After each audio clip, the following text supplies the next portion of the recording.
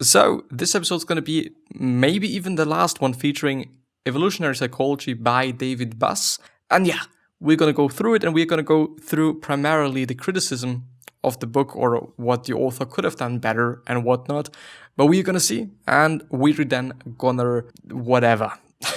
But I'm going to see you after the intro. As always, quite as always. And with that being said, hello, welcome back to the next episode of the Self-Development with Tactics podcast. And I really am looking forward to going through this episode, even though it is only criticism, but I do hope that there's also going to be some information for us. Before I even want to go through the episode, there's a few things that I have to cover. Please check out the description because there's a lot of value in the description. And for example, the notes, as you can see, I'm highlighting certain things, or as you're then gonna see, I'm highlighting certain things in this article that I'm going through, and these things are then going to be in the PDF, and you can download it for free and print it for free and do whatever with it for totally free, which is, at least in my point of view, a pretty amazing thing, since you're then having the podcast, the YouTube video, and something to read, so no matter what you're doing, there's always a chance to consume the episode, basically, unless it is some sort of a, quote unquote freestyle episode where I've just done something, then there's probably not going to be something like a summary or something like that or something similar. But yeah, the last thing is the music. So if you do just feel like, having some background music would actually be something that's quite amazing, then please check out, the third link. It's actually the fourth link and third section. So please do that. Please check it out and please have a look at it. But yeah, let's actually go through the criticism. The next criticism point, because the first one we went already through the last time, the next one is too little room left for personal variations, ? Buss says that there is nothing arbitrary, this is a pretty tough one for me, arbitrary, nor a culture bound, is it bond or bound? Oh, I think it's actually bound, yeah, about the standard of beauty. But that is not true. First of all, some standards of beauty are quite arbitrary in the way they develop arising from random mutations in tastes that might or might not correlate too well with fitness. Second, there is quite a bit of culture variance on a few traits. As Buss himself found out, for example, on the amount of fat on a woman. Also see the cultural and external influences of sexual market value. Which actually kind of really sounds weird if you're thinking about it. Like, sexual market value. What's your sexual market value? What would you say? I mean, it could be a conversation starter. I don't know if this is going to be a good conversation. I don't know if this is going to be a long conversation either. But it is a strange one. It would be a strange question. Please don't do that. Please don't do that. But I do also have to say, there's totally, at least in my point of view, at least that's how I'm thinking about it, there is totally some ways and some things that certain cultures do want to see in people that is beautiful. What it is actually, quote unquote, heavier women, or actually also heavier men, I'd say. I think it totally comes up to cultural things, because I don't know. I think we like what we ourselves are, and since we are just different cultures, and different cultures evolve or just are made, quote unquote, of different people, which means I'm Caucasian, or at least white or something. I don't know if this is actually the same thing, or if it is only in the United States or in just America, the continent itself, that if you're white that you're Caucasian, but I don't know. I really don't. I'm white, maybe the chances of me just having a partner that's also white are just higher. I don't know. Or a partner that is also just more into fitness and more into whatever the fuck I'm into is also higher. If there are some cultures that are more into fitness or more into certain things as healthy eating, a healthy lifestyle, and certain things like that, then other cultures could totally be the case. Could really be the case. I think it is also a question of what you think is a culture, or what you would be defining as culture. Since I kind of also have to say that, culture could also be the culture of people that are just doing fitness, that this is also a culture, some sort of. I actually should look up the definition of culture because I don't know. Let's actually look it up.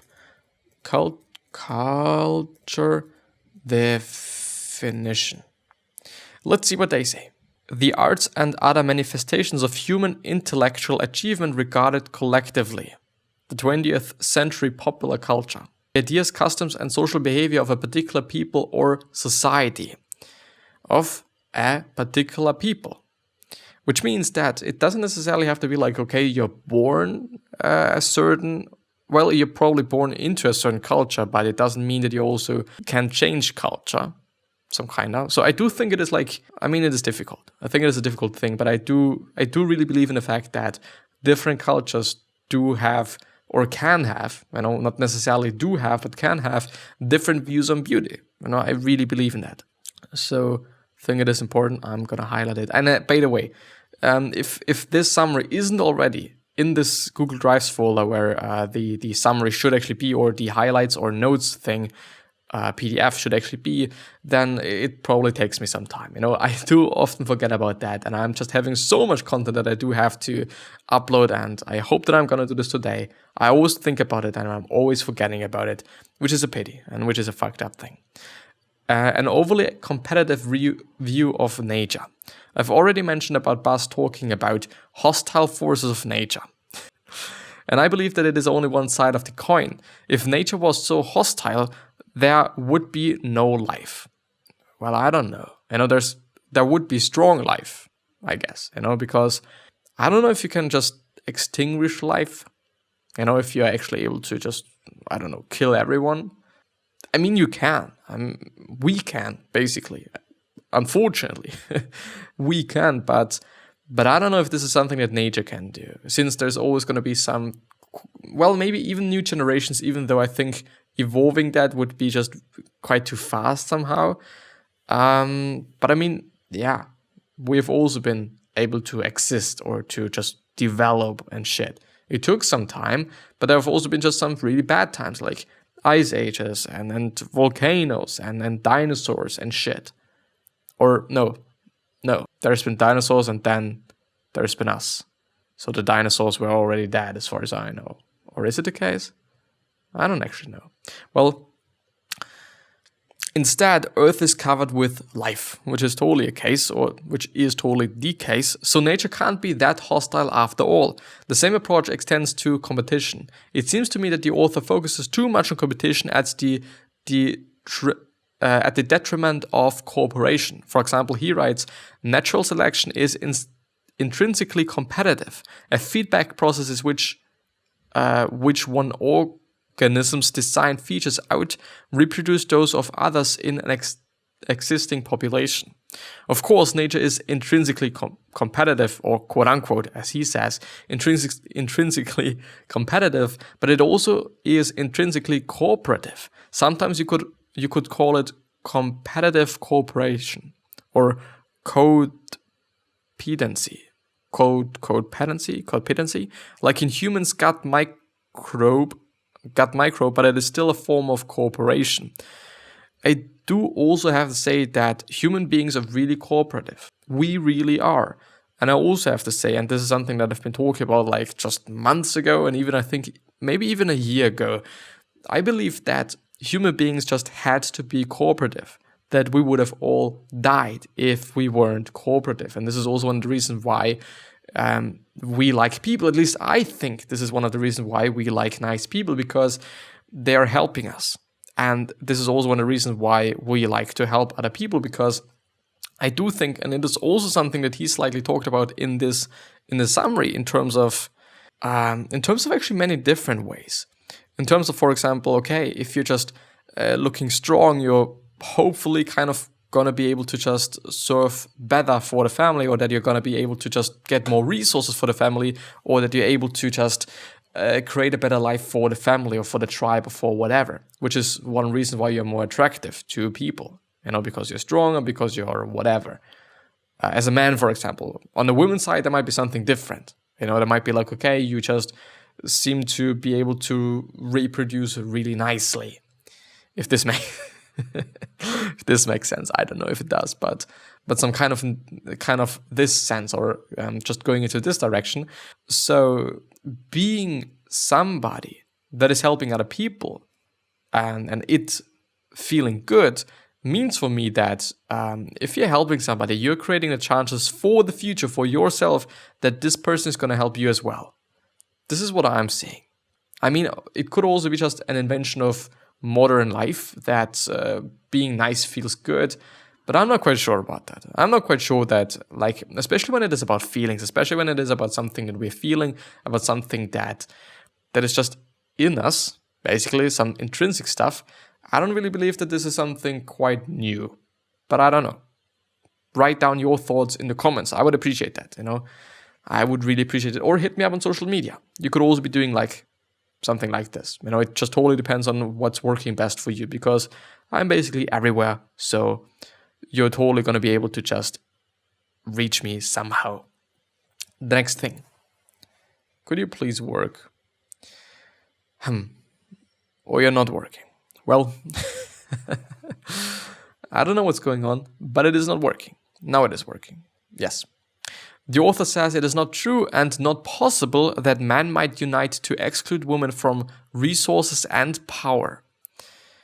I mean, I do have to say that in a way the author, and I don't know if he also thought about that, but I'm thinking about it, is right. Because if you think about the fact that we men, and men in general, I don't want to say we men, but men in general do need a woman to reproduce, which is kind of the goal that we all are having, then we need women, which is one of the reasons why we wouldn't ever exclude women from resources and power. That men might unite to exclude women from resources and power. I mean, some kind of... I think we're doing this already. I mean, like, there is, of course, fortunately, a lot of women, or actually women in quite high positions, which is something that I do really, really, really like and appreciate. But still, in a lot of areas, it is just only men. And it is just only men in very high ranks and in really high positions that do then determine a lot of things. Kind of. So this might be like going into that direction, actually. We are having the power, we are having like the resources and shit. But in the end, I mean, it depends on what this should mean. If this means that every woman is gonna die, which is totally not gonna be a good idea, especially if you just think about Stone Age people, it's not gonna be a good idea. It doesn't make any fucking sense. But I mean, I can think about it as like, I mean, why would you not be doing it?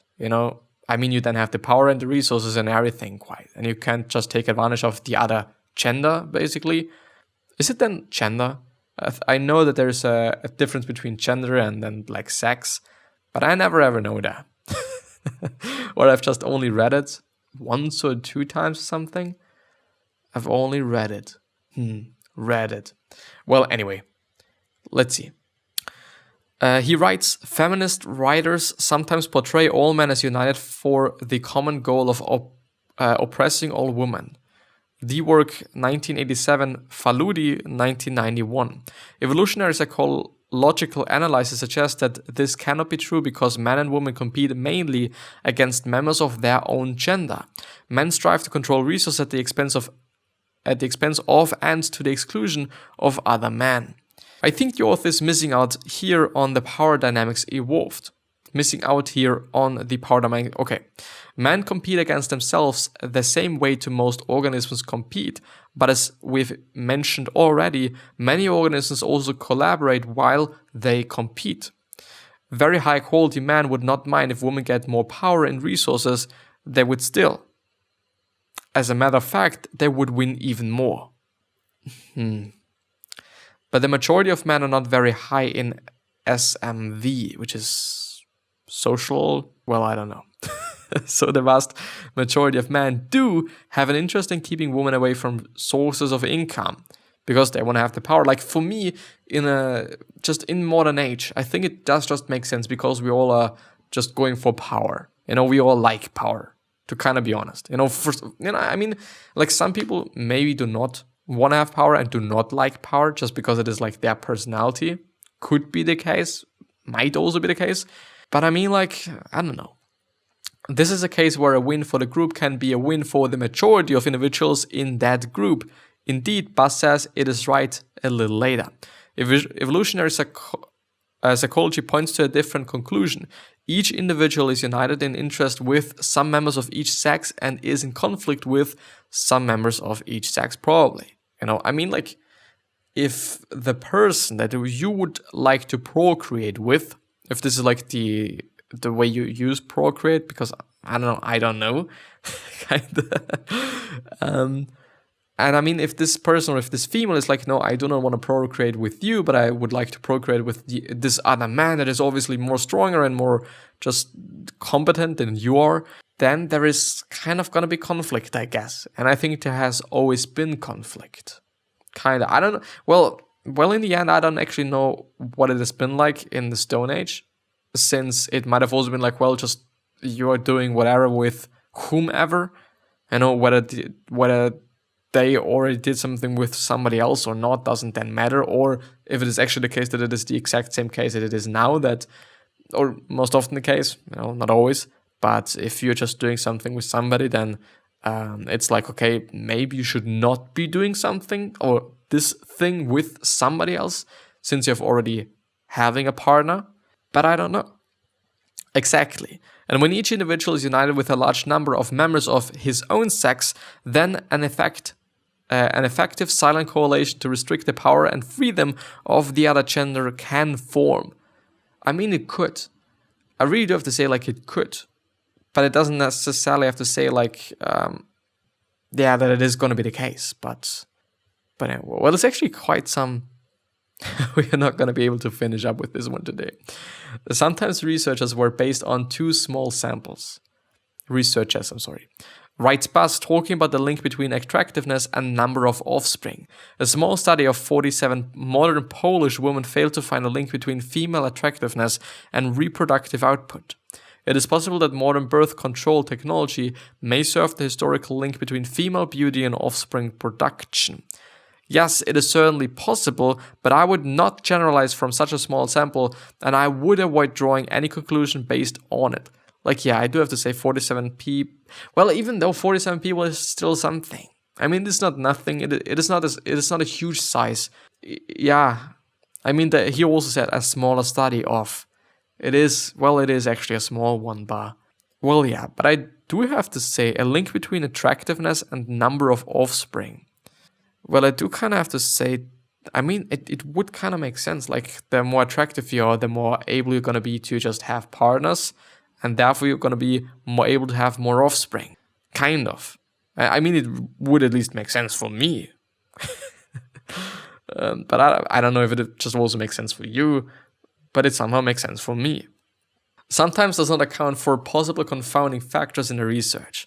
Sometimes I felt the confounding factors were not properly accounted for, and the authors might have been too quick in jumping to conclusions. For example, men ejaculate more when the partner isn't there, but masturbation can't be the same as sex. Well, it is not. Per definition, kind of. But, well, the author mentions an experiment whereby 35 couples agreed to provide ejaculates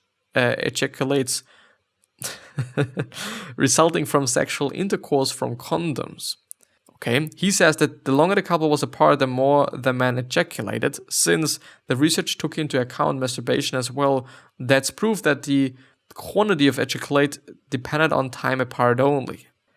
However, that means that researchers put masturbation and sex on the same level. Who says that masturbation is equivalent to having with a partner?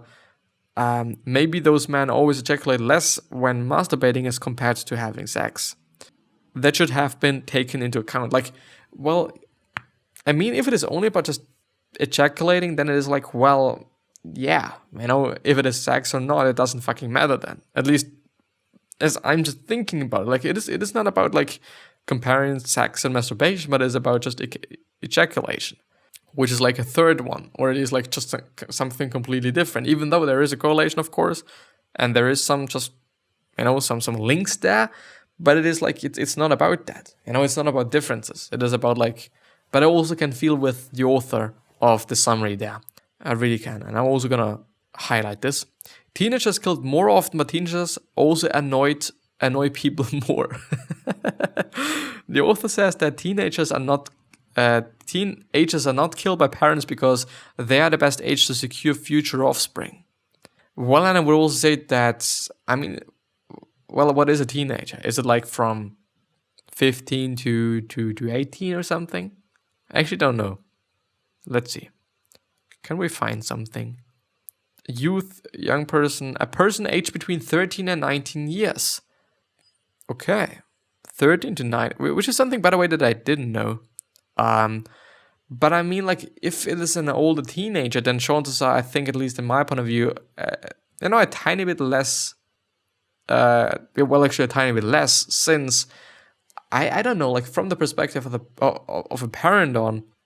I mean, if you're trying to kill a teenager that's like 18 years old, I don't know if this is that easy then, or compared to just killing an infant or like a 5-year-old or something like that.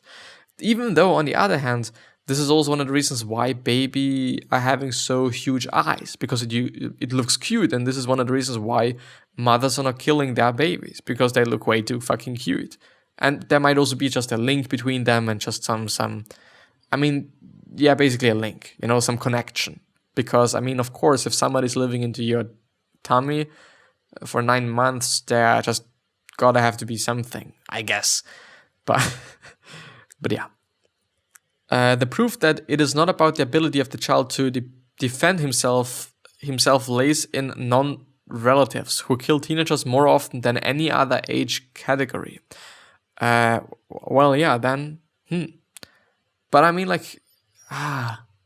I think it could also have something to do with, like, okay, this person or my child has already lived for like 17 years and I do not want to kill it now.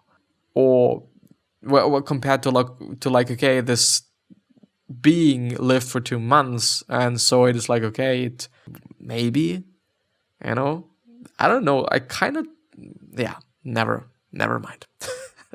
A strange conversation. Don't have this conversation with a date. Unless your date is really into evolutionary psychology, then maybe, maybe, we are learning a lot of things yet that can help you with finding a partner. Well, actually not finding, but with having a conversation with a potential partner or with like a colleague or something. Definitely a colleague. Maybe not, maybe not a potential partner, but it, as I said, it depends. I thought that was a smart way of looking for trends. Yet teenagers are also more likely to get rebel and annoy people, which is why non-relative might get into violent altercations more often. Well, a baby is also just bothering you quite a bit. Or it could, by screaming and stuff. People with more heredity, it's actually heredity, which is like the relative influence of heredity and environment, congenital characteristics. People live more characteristics to people than siblings only because they're younger and thus more valuable, ?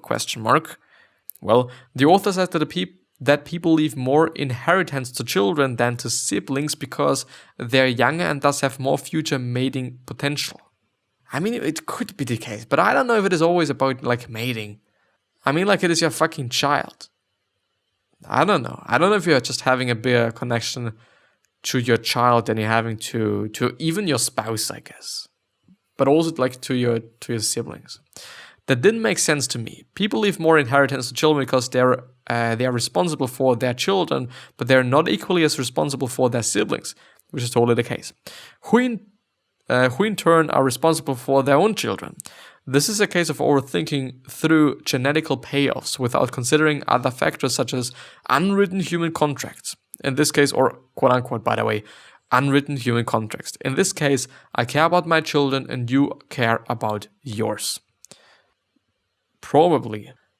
Contractory information on altruism and value. The author says that parents kill infants more than teenagers because they invest more in teenagers, and in teenagers are getting close to reproductive age. Well, yet he also says that helping in the life or death situation declines steadily as the recipient's age increased. What? Yet he also says that helping in the life or death situation declines steadily as the recipient's age increased. So it declines, which means that if it is a life or death situation, then the older you are, the less likely you are to be like Well, I mean, you could also say like, okay, this person lived a good life or lived a relatively long life. Then it's like, I mean, I think it depends. Like, if it is like a life or death situation for a 90-year-old, I mean, and if you're just 20 and something, you should help, kind of. But if it is like you're gonna risk your life for like just saving a 90-year-old's life, which is probably, or who is probably gonna die in like, I don't know, maybe not so much time, if this makes sense. But I don't know, like this is only like thoughts. This is only like just maybes. Yet he also says that helping in the life or death, that might be the case because younger people need more help, yet it is a potential discord one should investigate further. And these are like, I do have to say, and this, by the way, is like the last, we're gonna go through the whole one. Mother-child uterus conflict. Is it a case of arms race? The author says that mothers want to abort unhealthy fetuses while fetuses, having only one shot at life, produce chemicals to prevent spontaneous abortions. Wow. The author says it is an arms race, and it seems to imply that unhealthy children produce HCG to trick the mother's system into keeping the fetus implanted.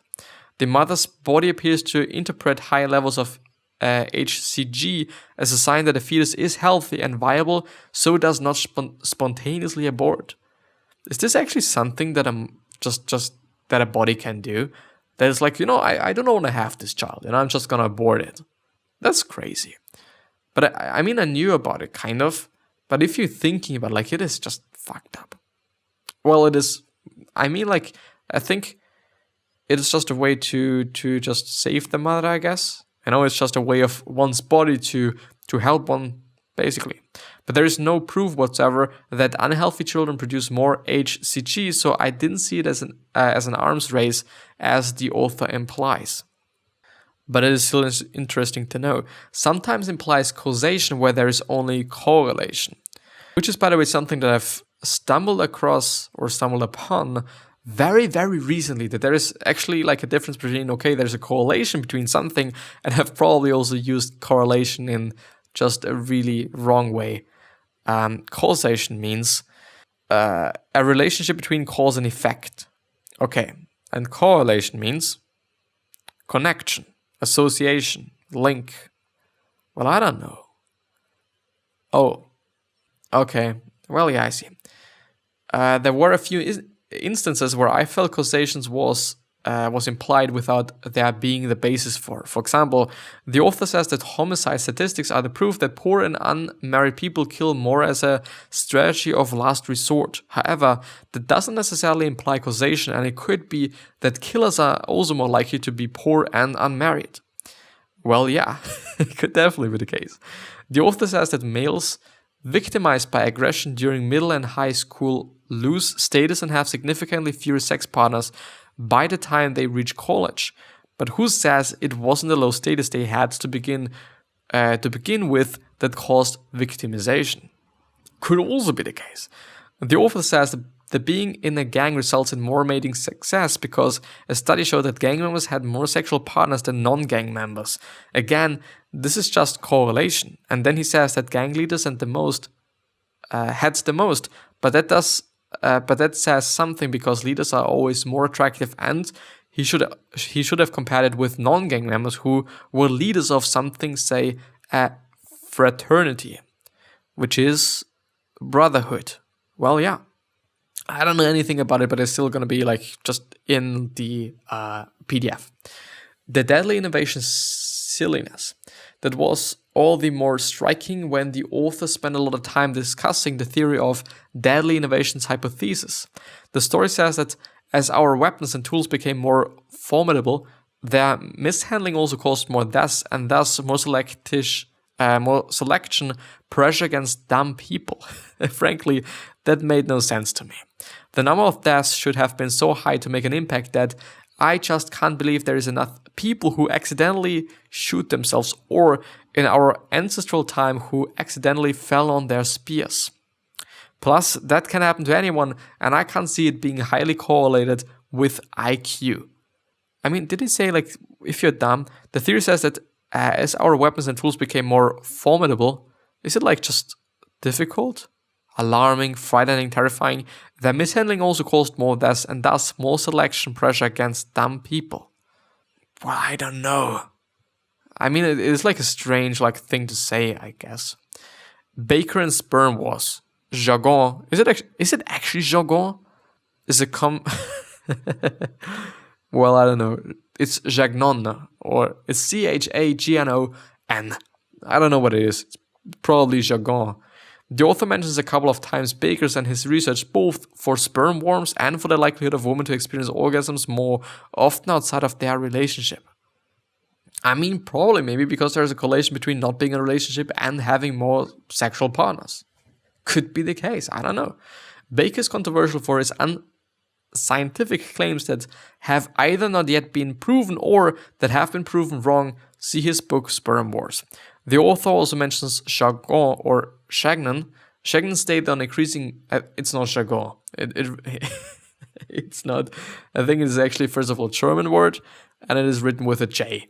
Chagnon's data on increasing mating success among murderers has been criticized, and it seems to me for good reasons. See Sapolsky for an interview or review, and Fry for the original paper. Richbas had done a note on the side just to make sure the T's or TS were crossed and is dotted, or at least quickly mentioned that the debate raging on and why he still believed the data was good. And now the review actually, I'm sorry. Evolutionary Psychology is a monumental work. Evolutionary Psychology is to evolutionary psychology who what the social animal is to social psychology, such as the best overview and available on the whole discipline. Discipline. If you had to read one book about evolutionary psychology, then pick this one. Beyond this book, David Buss is a titan of evolutionary psychology, and I'm grateful and in depth to his work and to his massive body of research. What it is actually, as I said, do I have to highlight something? Well, I should actually. I'm gonna do this. Even though I think it's not that of an important thing, I've actually just highlighted the whole thing, basically. Well, anyway. The book is 496 pages. I always thought it is more than 500. But yeah, a really long episodes behind us. And I have to say thank you very much for listening and or also watching if you've been watching. But this is going to be the end of the episode. So I wish you the best health, of happiness, and also success, and also hope that that you've liked it. And I'm also hoping that you're gonna have a good day and that you think about just being a nice person, because this is good for your legacy and it is gonna be good for being remembered as a good person.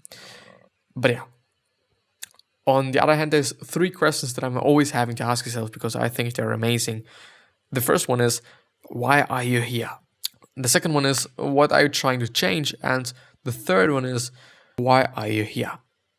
They should maybe even show you a purpose, or they could maybe show you a purpose and potentially also a business idea, But yeah, this is the end, and thank you very much, and I've appreciated your time, because this is the end of the summary, and maybe I'm gonna go through a further summary on that in a year or something. I could.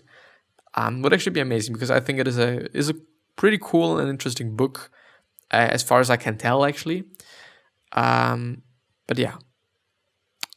I'm gonna see you the next time.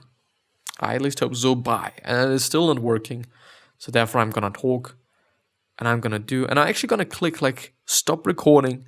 It's gonna end in the middle of a sentence, probably. But yeah. By the way, just remember to be a nice person. I think this is something that I have to say in every episode, but I really believe in it. I really believe that this is something that's incredibly important, and also incredibly necessary to talk about and to also think about. Because, if you're a nice person, life is just better. At least in my point of view. At least that's how I'm thinking about things.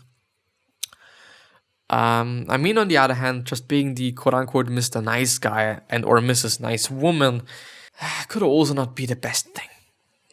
But I haven't made my mind up in terms of that.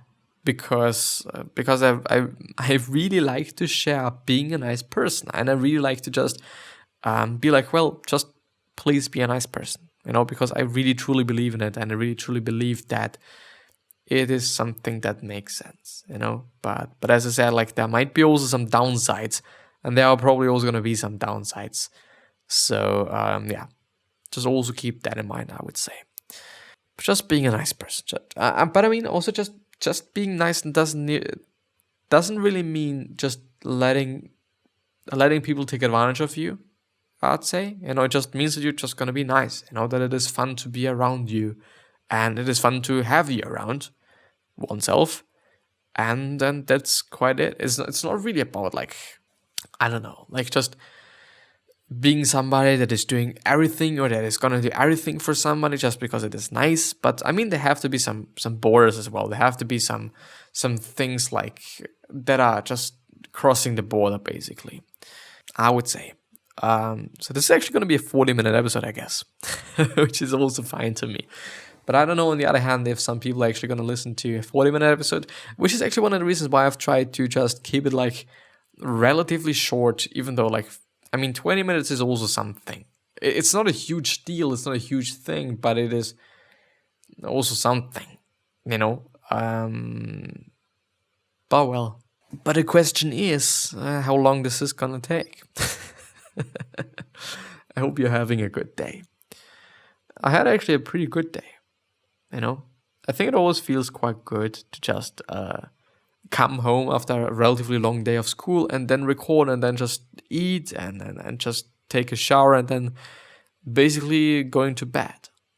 I kind of liked it, and I think that I'm also going to do that later on as well, in terms of, let's actually work and or